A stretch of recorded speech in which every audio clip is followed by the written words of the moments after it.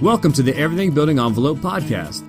On this show, we discuss topics relating to the exterior building envelope, such as waterproofing, glazing, cladding, roofing, and more. You can subscribe to this podcast on iTunes and Stitcher.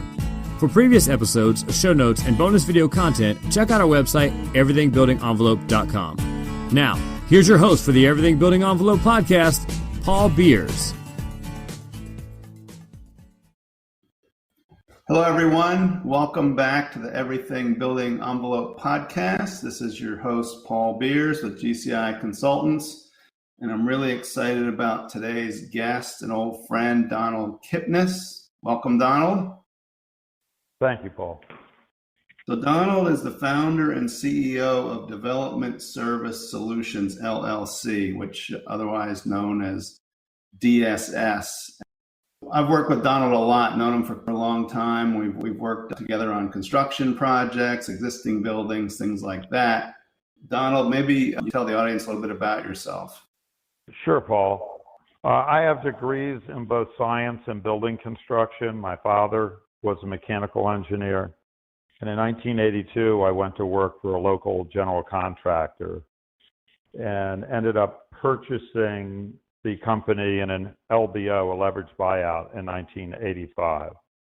My partner and I ran the company until 2004 when I joined a local developer. After about 2.5 years of facing the onset of a downward development cycle, I started my consulting company, Development Service Solutions, with the goal of representing developers, hoteliers, and anyone else who would have me. I ran solo for many years, but in the past 3 years, have doubled the size of the company each year. And I'm happy to say we're now 16 people as of last week. Over half of our team has master's degrees in architecture, but we actually don't design. 2 of our team members are attorneys, but we don't practice law. 2 are general contractors, but we don't act as a contractor. We actually have 1 individual who has a master's degree in real estate development, but we don't develop properties. We support developers. And we have 1 professional quantity surveyor, and yes, we do verify values and quantities.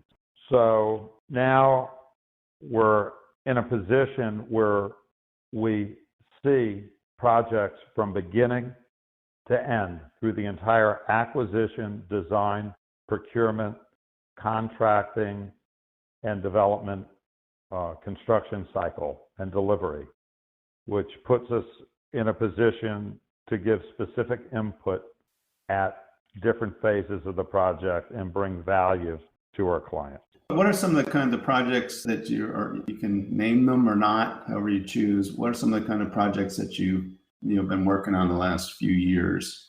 We have been fortunate to work on projects such as the Surf Club in Surfside, the Carlton Betsy Hotel on Ocean Drive. We were the owner's rep for 1111 Lincoln Road, the Clevelander Hotel. We are currently on Ransom Everglades doing their STEM and La Brisa buildings.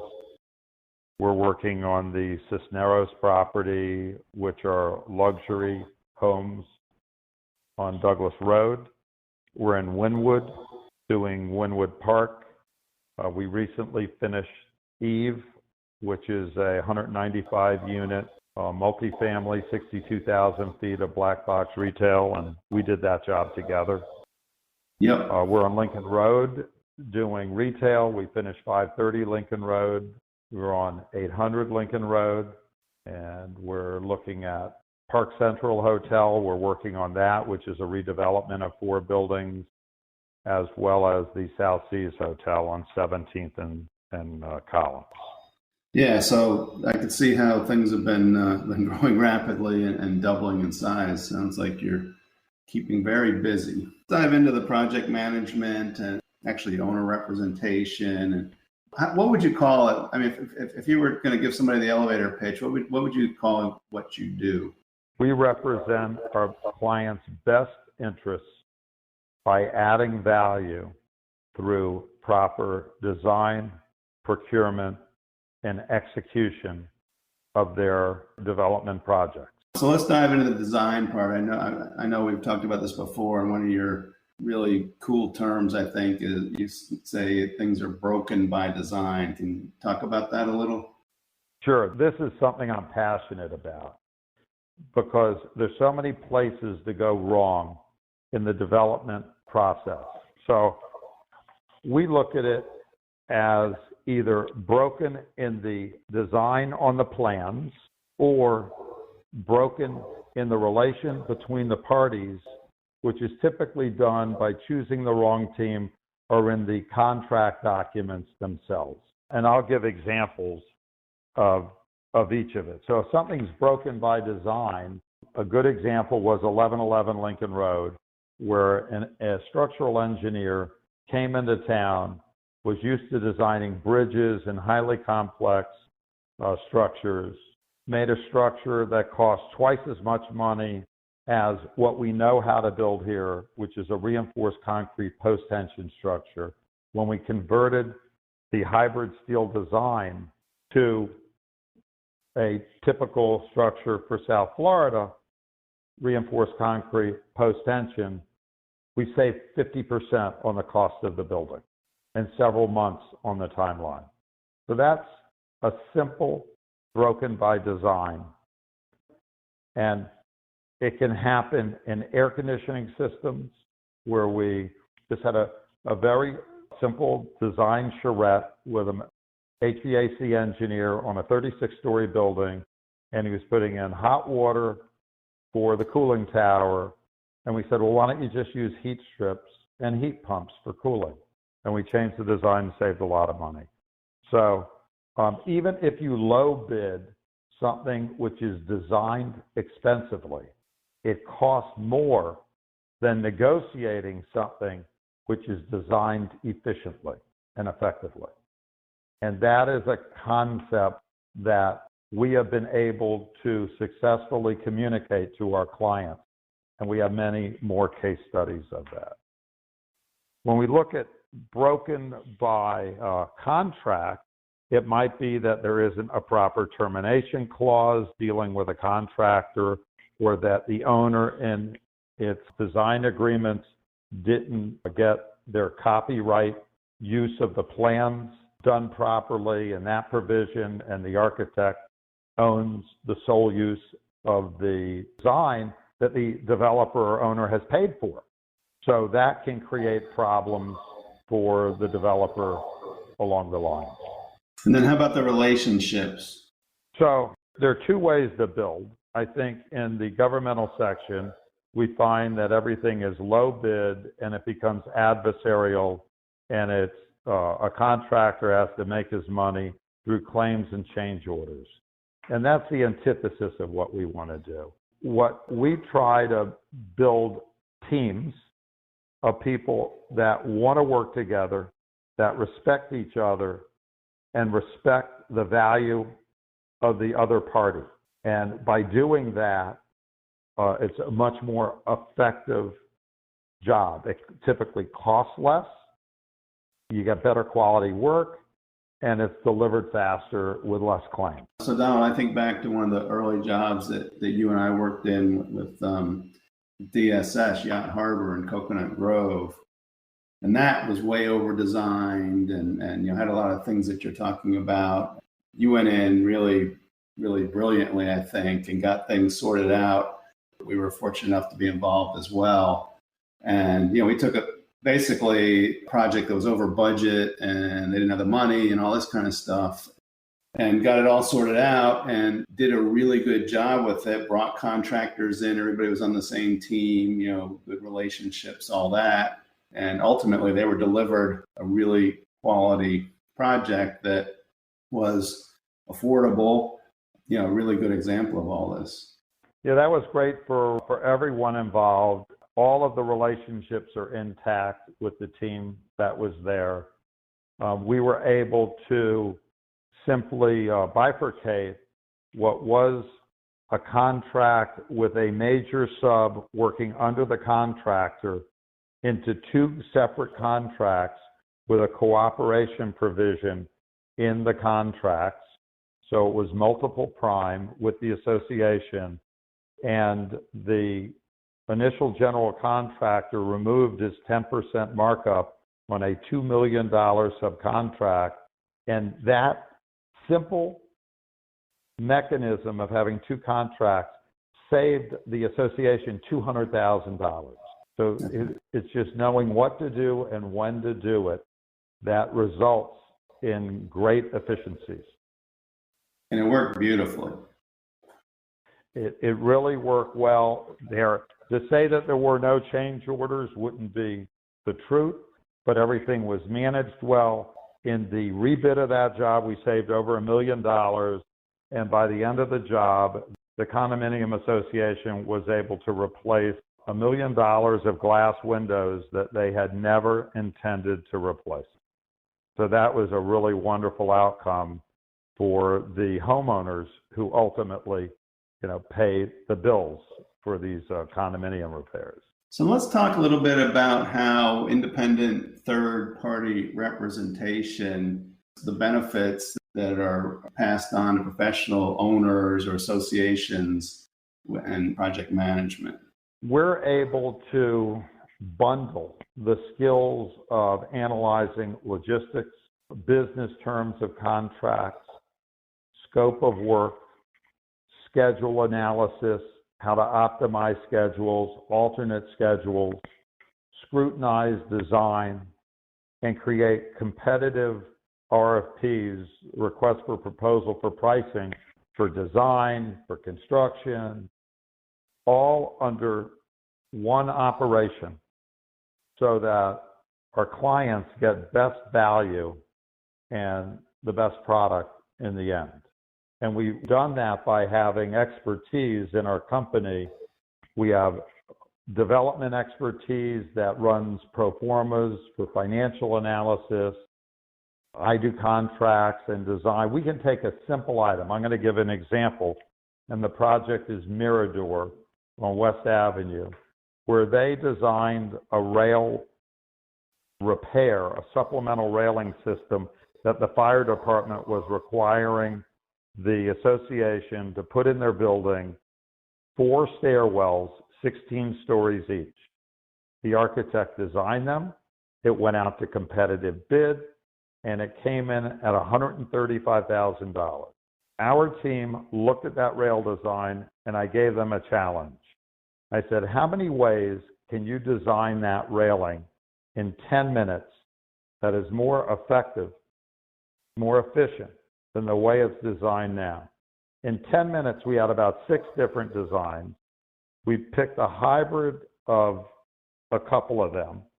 We put it out to bid, and at the end of the day, saved $60,000, and the building department and the fire department accepted the repair. That's some significant dollars. For a simple item. And there are hundreds of these items throughout a job. Hundreds. Let's dive into some of these things that you just mentioned, logistics. So what are some logistical type of things that you can do to benefit owners and associations? It's critical for an owner and a contractor and the design professionals to understand how a job is going to get built. Typically, we prepare phased logistic plans that show the use of sidewalks, easements, how cranes come on and off of the job, which towers or areas are repaired first, second, civil engineering work, underground work, so that there is a clear roadmap, a visual roadmap of how the project's going to be built. Many times we do that ourselves and put it out in the RFP package to get feedback from the contractors and to help guide them to be more efficient in their pricing of the project. And that lowers the price and makes a job be delivered faster. And time, of course, is not only is it money, but if the building's occupied, then the disruption is shorter. So, it's a big benefit to the users or occupants of the building as well. Well, it's critical if you're on a drop of balconies in an existing condominium, and we're on several, Mirador, Nine Island Avenue, we're doing Grove Isle, their sculpture decks. We're out at Key Colony on their pool building, their HOA lap pool building. And the residents want us out as fast as possible. So logistics and manpower and sequencing of the work is the critical factor in getting in and getting out. Understanding it from the onset and managing it. Being nimble as things sometimes change is fundamental to one of the aspects of what we do. So something that seems kind of innocuous, you talk about contract. What can be done with contracts to help the process? Contracts, to me, are like tools in a toolbox. And if you don't have the right tools in the toolbox, you can't build your project. There are times you need a hammer, there are times you need a screwdriver, and there are times you need a razor knife. By understanding contract provisions and how they work, and working carefully with the association or developer's attorney, we craft documents that are very effective for our client, that mitigate change orders, that only allow the most appropriate types of change orders, not those for coordination, that mitigate delay expenses, that allow an owner to make a change of a contractor when necessary, and sometimes it's necessary, or to supplement contractors' resources. And all of this is very effective when dealing with design professionals and contractors, because by it being there in and of itself, it's a tool. It doesn't have to be used. Everyone knows the tools that are in the toolbox and tend to perform better knowing that they're there. Do you ever see same correctable issues happening over and over? We do. And they can happen in a contract. One we see is ownership of documents. The other that we see is improper termination for convenience clauses. We see owners allowing contractors to bill on a schedule of values rather by invoices, which are carefully checked. We see waterproofing detail problems. We see issues where someone just wants to clean a surface instead of take it down to, the proper concrete level of finish. It's remarkable how the same mistakes are made again and again. Remarkable. Yeah, the one that you've mentioned a couple of times, ownership of documents. I mean, to me, so I don't necessarily live in that world as much as you do, but to me, that just seems like a no-brainer. I mean, if I'm paying for it, I don't think that somebody else should own it. Right, but the reason that architects want to own it is if they get in a dispute with their client, they have leverage. There should at least be co-ownership, and to the extent that an architect is paid, or an engineer, the party paying should have the right to use those documents and should collect them, should collect electronic and paper files. And when they finish the design development phase, they should own all of those electric documents and have them in their possession. Yep, makes perfect sense. So when things maybe aren't going as well as we might like, maybe coming into an existing project that's already got some players in place, what happens when you have to replace a contractor? I mean, well, I guess I should ask this first. Do you ever have to replace contractors? And if yes, what happens? Well, we've actually replaced, we've administered the replacement of contractors, of engineers, of architects, because the reality is it doesn't always work out perfectly. And I believe a lot of it is cooked into the structure initially of the deal. That's back to broken by design. But when we're brought on a job that is in trouble, We look for the reasons why it's in trouble and try to address what is dysfunctional. If a contract has proper provisions in it, it makes it easier to address either supplementing or changing an architect, engineer, or contract. If it doesn't, if there isn't a proper termination for convenience, if the owner doesn't own their documents, if they've overpaid and are upside down, if the job wasn't bonded with payment and performance bonds, you have to get a lot more creative, and it really depends on the exact circumstances to craft an appropriate solution. And it takes working with the developer or the ownership entity, their construction attorney, and ourselves. And candidly, whichever party or parties is troubling on the job, you end up working with them also. So are there alternatives to replacing a contractor? If, can these things sometimes be worked out, or maybe sometimes you just can't replace them? Yes. We just started a project where we actually supplemented the contractor's staff with appropriate staff so that the contractor could perform better.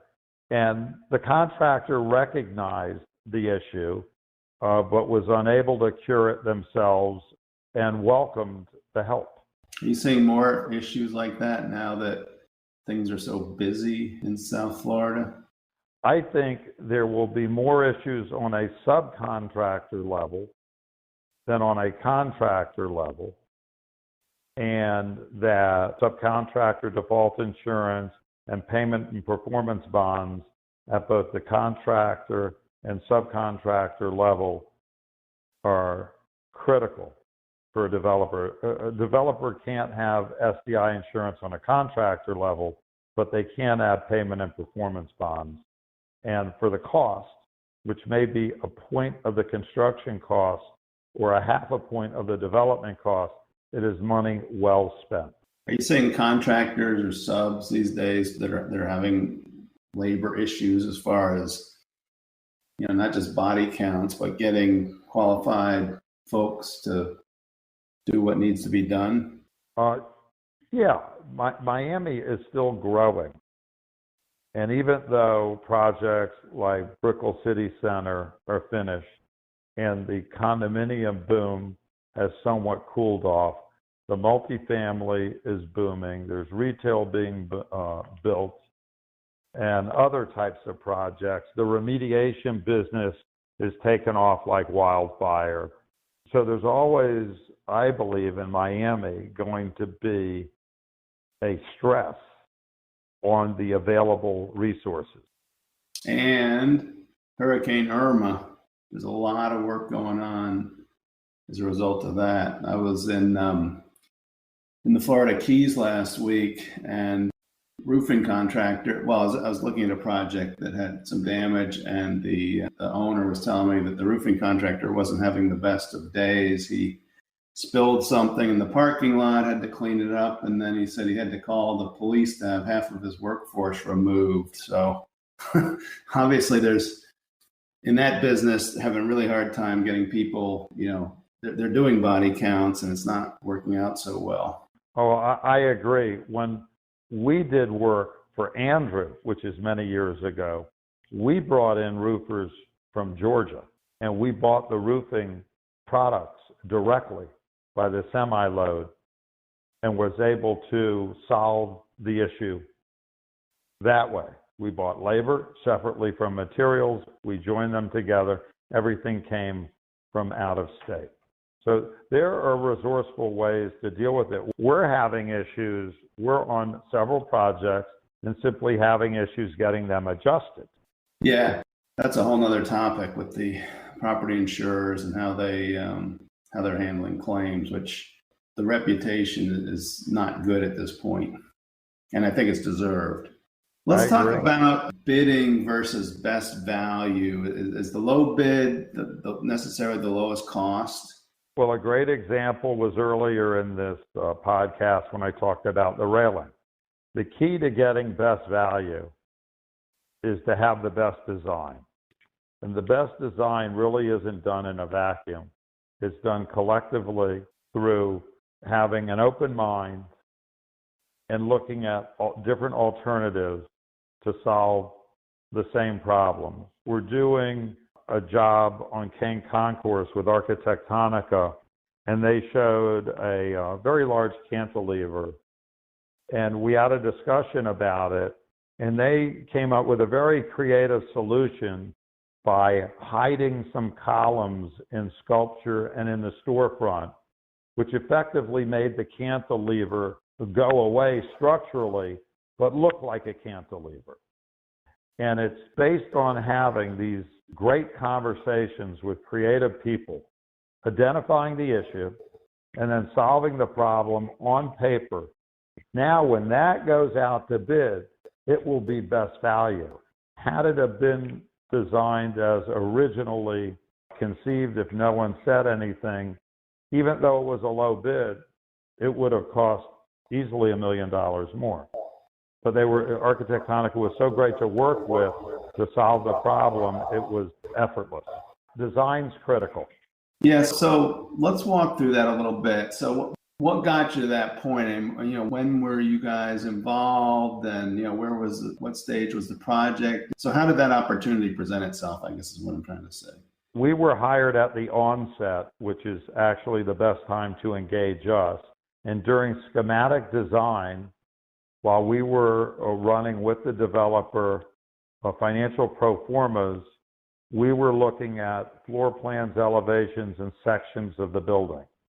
When we looked at the elevation with a particular section, and remember, this is very preliminary, they're stick drawings. We noticed this significant cantilever, raised the issue, and Arquitectonica came up with a design solution right away that was accepted by the owner. It became a feature. At what point would it have been too late had you not been involved as early? I'd say once you start the construction documents, it's too late to change design. Value analysis or value engineering needs to take place first in schematic design and at the latest during design development. Because when you're in CDs, you're going to be changing the knobs on the cabinet doors or the cabinets, but you're not going to be making fundamental changes to the engineering of the structure or the systems of the building. It's too late. Well, so many times you see these projects, though, where they go through the whole design phase, they get into bidding or final pricing or whatever. Then they've suddenly back into value engineering because they've blown the budget. Well, that's interesting because we believe there are two ways to approach a project. You either build to a design, you budget to the design, or you design to a budget. Now, our clients like a project that's designed to budget because they have to financially work. So we establish a realistic budget that works with their pro forma, with their investment and yield, and we validate that budget with a schematic RFP. We actually take the dream plans and put them out to several contractors who respond. And as a result, the budget is validated, adjusted if necessary. A contractor is selected out of that group and engaged under a pre-construction agreement to work to keep the project in budget, which are dollars well spent. And typically, when that contractor builds the project in budget, the owner is rebated the pre-construction fees that it was initially charged during the pre-construction phase by the contractor. It's a win-win. Yeah, because, my spin on this is that after the fact value, nothing good happens with after the fact value engineering. And we work on projects early on, and you get to the end and all of a sudden they're taking out, say, the fluid applied waterproofing on the exterior walls because they're going to save $80,000. And they generally make stupid decisions in the quest to save money and probably make the project viable with the resources that they have. Yeah, but what happens is to make that repair later on could be $500,000. No, that's exactly right. I mean, that's pay me now or pay me a lot more later, I think is basically what that boils down to. Yeah, so our goal is to design to budget. That is the song we sing and the life we live, and we are pleased to bring that message to everyone and participate in it. So let's talk a little bit more about contractor and, big issue these days on sites. And well, it's always been, but even still, and I think it probably gets more and more difficult sometimes, is insurance and bonding. What's going on with that these days? So an owner needs to protect themselves through insurance policies. And there are two basic areas to deal with. One are payment and performance bonds, which is the world of surety, and that protects the title of the property. That's the payment bond. And the performance bond ensures the terms and conditions of the contract. And the surety, which is an insurance company of type, is essentially guaranteeing that it will finish the job on behalf of the contractor if the contractor fails, if the contractor is declared in default. So obviously the default language in a contract is critical and works hand in glove with having a performance bond. The insurance for a project covers multiple layers: the owner's liability, the contractor's liability. The design professionals need both a general liability, excess, and professional liability. You can get what are called wrap policies. They're expensive, that cover everyone. I don't recommend a wrap worker comp policies, but we've found that wrap general liability policies called OCIPs, an owner-controlled insurance program, is very effective in saving money and mitigating liability for an owner. And it provides, in many cases, a 10-year tail-end coverage for an owner, which is a great feature. So we want to make sure that there's automobile insurance by the contractor and the subs, and that the waiver of subrogation, which is a simple concept, is implemented throughout the levels of the project, benefit of the owner. OCIP is something that I see a lot of times when I get involved in expert witness and whatnot. The OCIP guy shows up, and he's always the big player because he seems like he's representing most of the people in the room if there's a lot of parties. So it helps the owner obviously stabilize their risk. Does it help the contractor and the subs as well? Candidly, it's somewhat of a pain for the contractor because it requires them to administer with an OCIP administrator who typically works for the party that sold the OCIP program to the owner, like Wells Fargo, for example, might sell a Zurich policy, and they have an administrator, but the contractor has to help administer it. So contractors think it's a little bit of a pain, but on the other hand, it protects the contractor because by contract, the owner is saying that they're taking on the liability. To me, that seems like a win. That's a win. I think it's a little bit of pain to get out of a lot of liability for a contractor and for the enrolled subcontractors. It's a win for them too.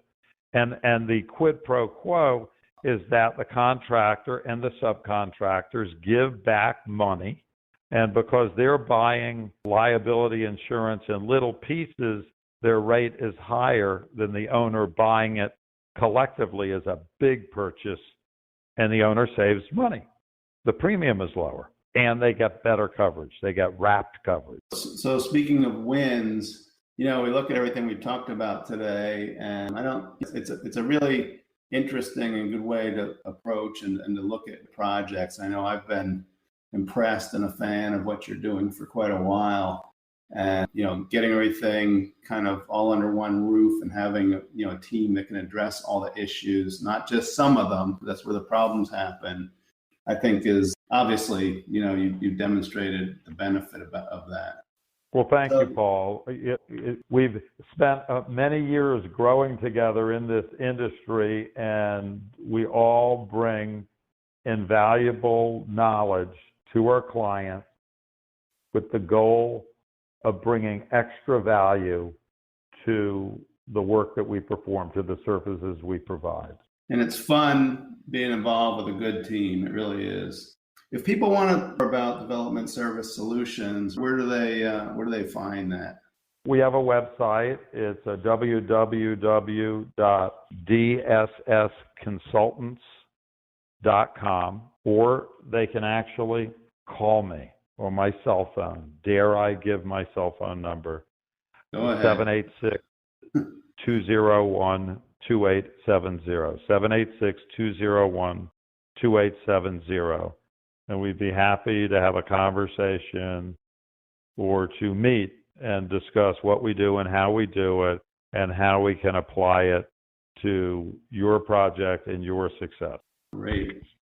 Well, really interesting conversation. Donald, thank you so much for coming on and sharing your wisdom with the listeners today. Well, I thank you, Paul. And candidly, we are passionate about what we do. We love what we do. And so, getting paid for it is almost like icing on the cake, because every project we're involved in is fascinating. It's rewarding. We enjoy working with a variety of different people. It's just a lot of fun doing that. And need I say more? No, and that's really great. It's really great. So that's what makes it fun, is actually, as you say, being passionate about it, not just going through the motions. And obviously that passion, shows through on the other side with the customer and the project team getting the best value. So I guess that concludes this episode. I thank everyone for listening to Everything Building Envelope. Please tell your friends about it at everythingbuildingenvelope.com. You can also listen on iTunes or Stitcher. Before I say goodbye, the opportunity to give a small plug for my company, GCI Consultants. I've got a bunch of new videos out regarding Hurricane Irma, water infiltration, things like that. So you can find them on our website, gciconsultants.com, and also on YouTube, the GCI Consultants YouTube channel. So check them out. And with that, until next time, this is Paul Beer saying so long. Thanks for joining us today. Please subscribe to this podcast on iTunes or Stitcher. For more information on the Everything Building Envelope, previous episodes, show notes, bonus video content, and much more, check out our website, everythingbuildingenvelope.com.